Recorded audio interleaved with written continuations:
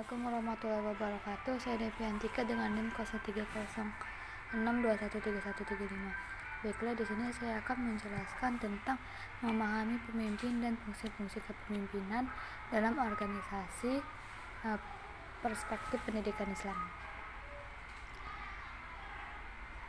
Nah, yang pertama itu ada pengertian dalam pendidikan Islam. Pemimpin bukan hanya sekadar orang yang memiliki kekuasaan, tetapi juga seorang teladan yang memiliki integritas, ilmu, dan akhlak mulia. Pemimpin ideal dalam Islam adalah seorang yang beriman dan bertakwa, berilmu dan berpengetahuan, berakhlak mulia, bersifat teladan yang baik. Adapun fungsi-fungsi kepemimpinan dalam organisasi, yang pertama itu menentukan visi dan misi, menentukan arah dan tujuan organisasi yang selaras dengan nilai-nilai Islam. Yang kedua, membangun tim yang solid, memilih dan mengembangkan anggota tim yang kompeten dan berakhlak mulia. Yang ketiga, memotivasi dan memberdayakan anggota, menciptakan lingkungan kerja yang positif dan motivasi anggota untuk mencapai tujuan bersama. Yang keempat ada mengatur dan mengkoordinasikan aktivitas, menjalankan tugas dan tanggung jawab dengan struktur dan efisien. Yang kelima, menyesuaikan masalah dan mengambil keputusan, menyelesaikan konflik dan mengambil keputusan yang adil dan bijaksana. Yang keenam ada mengembangkan organisasi, membuat rencana dan strategi untuk meningkatkan kinerja dan efektivitas organisasi. Selanjutnya, kepemimpinan dalam organisasi, perspektif pendidikan Islam. Yang pertama itu memimpin dengan hikmah dan keadilan.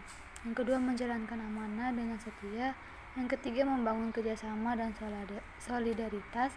Yang keempat, menanamkan nilai-nilai Islam.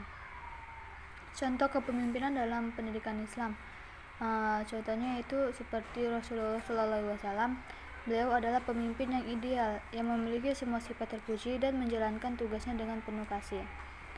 Yang kedua itu ada menurut para ulama dan cendekiawan. Nah, para ulama dan cendekiawan yang memiliki pengaruh besar dalam masyarakat dan berperan penting dalam memajukan pendidikan Islam.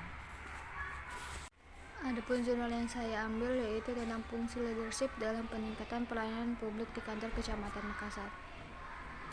Kepemimpinan secara ilmiah mulai berkembang bersamaan dengan pertumbuhan manajemen ilmiah yang lebih dikenal dengan ilmu tentang memimpin.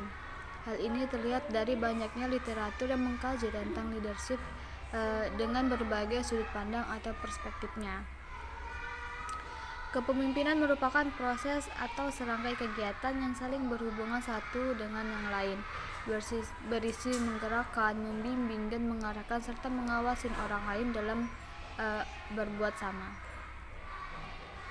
Sedangkan menurut Edianto dan Karisman, kepemimpinan dibutuhkan manusia karena adanya suatu keterbatasan dan kelebihan-kelebihan tertentu pada manusia.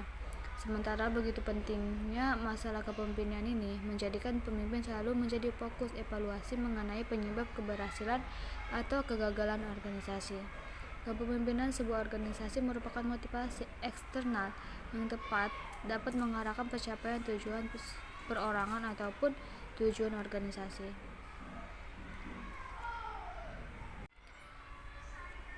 Menurut Rifai, fungsi artinya jabatan atau pekerjaan yang dilakukan atau kegunaan sesuatu hal atau kerja suatu bagian tubuh. Sedangkan fungsi kepemimpinan berhubungan langsung dengan situasi sosial dalam kehidupan kelompok atau organisasi masing-masing, yang mengisyaratkan bahwa setiap pemimpin berada dalam dan bukan di luar situasi saja.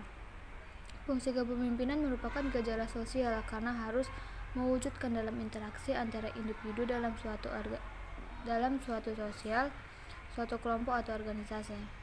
Tugas pokok kepemimpinan yang serupa mengantarkan, mengelompokkan, memberi petunjuk, mendidik, membimbing dan sebagainya, yang secara singkat menggerakkan 6 agar para bawahan mengikuti jejak pemimpin mencapai tujuan organisasi.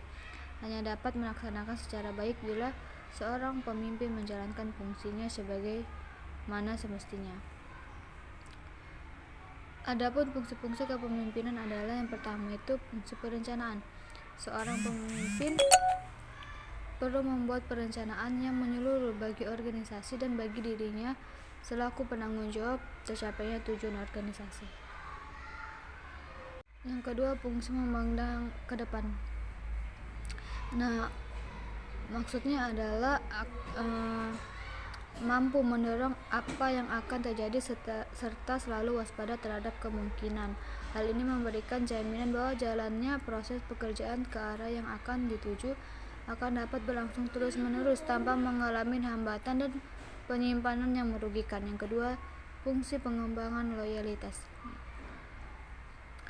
Pengembangan kesetiaan ini tidak saja di antara pengikut, tetapi juga para pemimpin tingkat rendah, menengah dalam organisasi untuk mencapai kesetiaan ini. Seorang pemimpin sendiri harus memberi teladan yang baik dalam pemikiran, kata-kata, maupun tingkah laku sehari-hari yang menunjukkan kepada anak buahnya. Pemimpin yang pernah mengingkari dan menyeleweng dari loyalitas segala sesuatu tidak akan dapat berjalan sebagaimana mestinya. Yang keempat, ada fungsi pengawasan. Ini adalah fungsi pemimpin untuk senantiasa meneliti kemampuan pelaksanaan rencana. Dengan adanya pengawasan, maka hambatan-hambatan dapat segera ditemukan untuk dipecahkan sehingga kegiatan kembali berlangsung menurut rel yang ada di dalam rencana. Yang kelima, fungsi pengambilan keputusan merupakan fungsi kepemimpinan yang tidak mudah dilakukan oleh banyak pemimpin yang menunda untuk melakukan pengambilan keputusan. Bahkan ada pemimpin yang kurang berani mengambil keputusan.